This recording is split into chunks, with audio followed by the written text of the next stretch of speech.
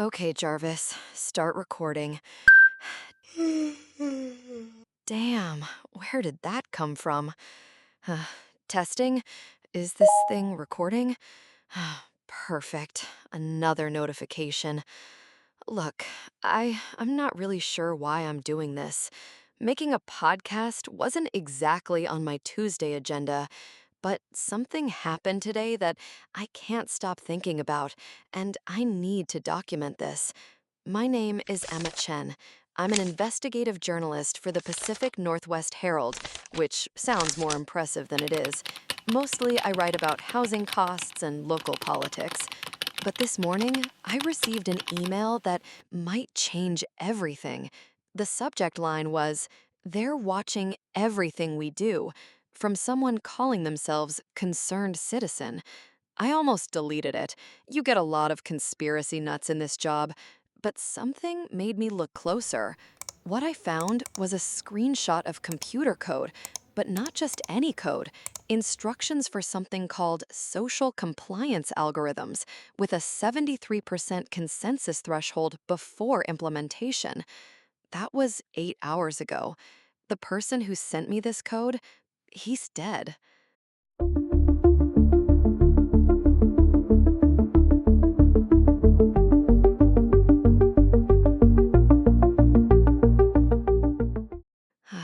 So let me back up. This morning started normal. Well, normal for someone drowning in student debt and living on ramen. I was working on a piece about tech worker housing when this email came through. The sender used an encrypted service. That was the first thing that caught my attention. The second was the code itself. I'm no programmer, but I could read enough to know this wasn't marketing analytics. Social compliance algorithms require 73% consensus threshold before implementation. Emotional state monitoring through post-interaction patterns, purchasing behavior modification protocols. I printed it out and took it to my editor, David Park. David's been in journalism longer than I've been alive, and he's seen everything. But when I showed him this code, something changed in his face. He asked me who else knew about the code, specific question that seemed odd.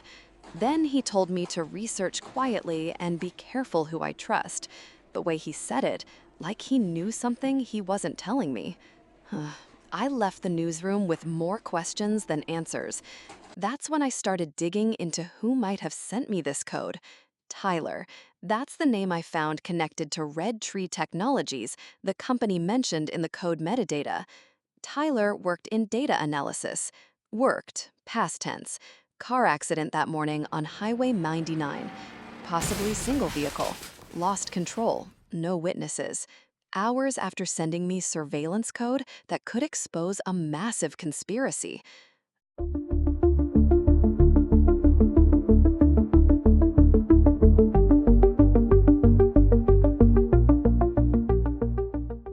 I spent the afternoon researching Red Tree Technologies.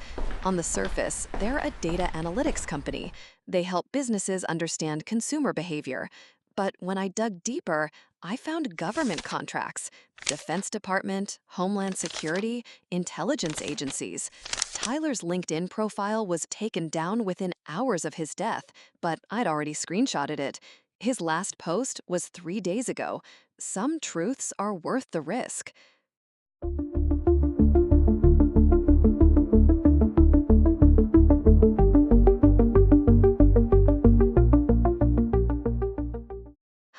That's when I got the call that changed everything. Unknown number. I almost didn't answer. Miss Chen, you received something that wasn't meant for you.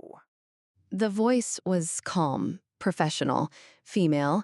She said she could help, but first I needed to understand what I was really looking at. The code you have is just the surface. There's something much older underneath, much more dangerous. She told me to meet her at Pike Place Market at 2 p.m., come alone. When I asked why I should trust her, she said something that stopped me cold. Your family wasn't randomly targeted in 2008, Emma. Your father was asking questions about banking algorithms, questions that threatened certain people. My father. She was talking about my father. We lost everything in the 2008 financial crisis. My dad was an accountant, just a regular guy who worked for a small firm. The crash destroyed our family financially. My parents never recovered. But if this woman was right, if it wasn't random, I had to know more.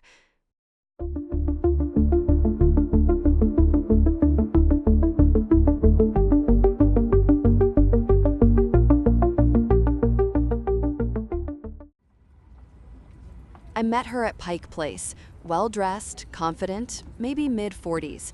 She handed me a manila envelope without saying much at first, just told me to look inside.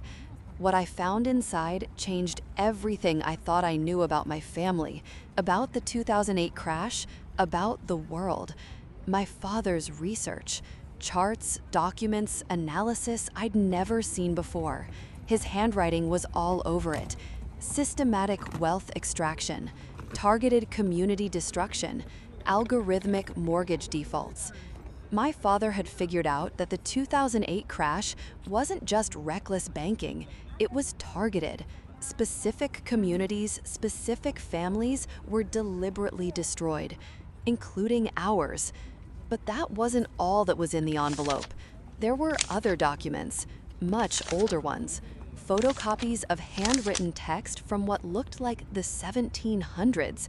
The title page read, Ordo Illuminati, the true playbook for social order, dated 1776. I know what you're thinking, Illuminati conspiracy theories, right? But this wasn't some internet rabbit hole. These were historical documents with authentication marks, archival stamps, and what they described. I'm going to read you something from these documents. Article 2. As mankind advances, so must our methods advance. What worked through religious authority will work through financial necessity. What works through financial necessity will work through information dependency. The woman who gave me these documents, she said her name was Elizabeth Weishaupt. That name meant something, she said. Her family had been fighting this for centuries. That's when the black SUVs showed up. Elizabeth saw them first. She grabbed my arm and said we had to go, now. We split up in the crowd. She told me to research the name Weishaupt, to be very careful who I trusted. And then she was gone.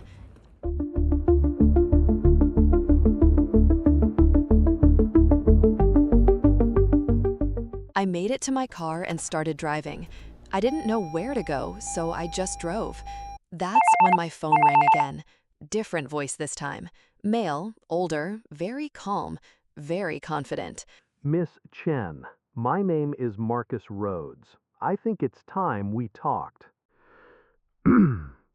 I'm the person Elizabeth has been trying to expose, and I'd like to offer you a different perspective on the story you're writing.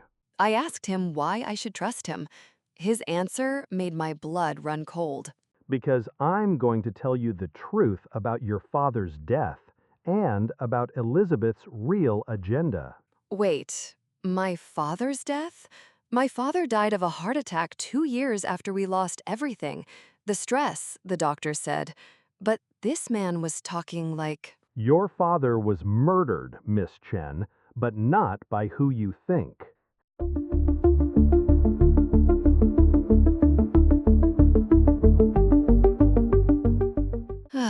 I'm back home now. I've been sitting here for hours, trying to process everything that happened today. The code, Tyler's death, my father's research, these historical documents, Elizabeth, and now this Marcus Rhodes claiming my father was murdered. I've got documents spread across my living room that suggest a conspiracy spanning centuries. Evolution of control, from religious authority to financial manipulation to digital surveillance. The same methods, the same families, just updated for new technology. And somehow my family is connected to all of this. My father's 2008 targeting, his death, even my receiving that code this morning. None of it seems random anymore. I just got another text from Elizabeth. Meeting tomorrow. I'll explain everything. Address attached. I know I should probably go to the police, but David warned me to trust no one completely. And if these documents are real, if this conspiracy really does span centuries and involve tech companies, banks, and government agencies, who exactly would I report it to? So I'm going to keep investigating and I'm going to keep recording because if something happens to me, if I end up like Tyler, at least there will be a record. If you're listening to this, if these recordings ever see the light of day, then you'll know I found something worth documenting, something worth the risk. Tomorrow, I meet with Elizabeth. Tomorrow, I learn what she knows about my father, about this conspiracy, about what they want from me. Tomorrow, I find out how deep this really goes. Jarvis, stop recording.